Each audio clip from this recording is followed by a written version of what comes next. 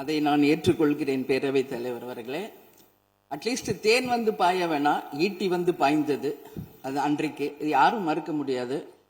அதே போல இன்றைக்கு நம்மளுடைய பேரவையில் முதல்வர் அவர்களுடைய பிறந்த நாள்.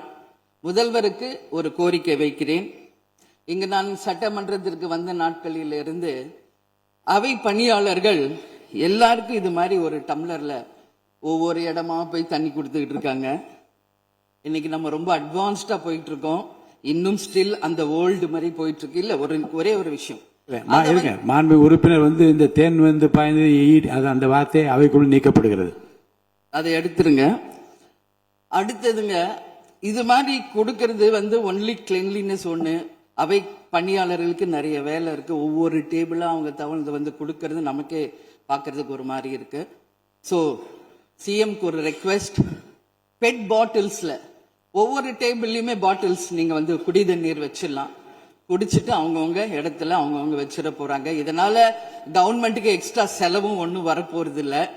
அவங்கவுங்க இடத்துல வச்சிடலாம் அப்படின்ற என் கருத்தை நான் சொல்றேன். ஏன்னா இது வந்து டம்ளர்ல கொடுக்கறதும் அது மறுபடியும் கேட்கறதும் அவங்க வருவதும் அவங்களுக்கு நிறைய பணிகள். அது பதில் ஒவ்வொரு சீட்ல ஒரு பெட் பாட்டில்ஸ் மாதிரி கண்ணாடி பாட்டில்ல வாட்டர் வச்சுட்டா அவங்களுக்கு தேவைக்கு எடுத்துட்டு கொடுத்துடலாம். ஸோ இது பிறந்த நாள்ல வந்து முதலமைச்சருக்கு ஒரு கோரிக்கை வைக்கிறேன். அதுக்கு நாம நெகிழியில வேண்டாம், பிளாஸ்டிக் பாட்டில்ஸ் நம்ம வந்து அலோவ் பண்ண வேண்டாம், கண்ணாடி பாட்டில்ல நம்ம வைக்கலாம். அது வந்து உறுப்பினர் மாண்புமிகு பேரவைத் தலைவர் அவர்களே, அந்நியார் அவர் ஒரு நல்ல கருத்தை இங்கே சொல்லியிருக்கிறார்கள். அந்த கருத்து ஏற்புடையது அல்ல என்பதை நான் தெரிவித்துக் கொள்ள கடமைப்பட்டிருக்கிறேன். என்ற கோபம் வந்தால் தண்ணி பரலை கொண்டிருக்க வாய்ப்பு இருக்கிறது.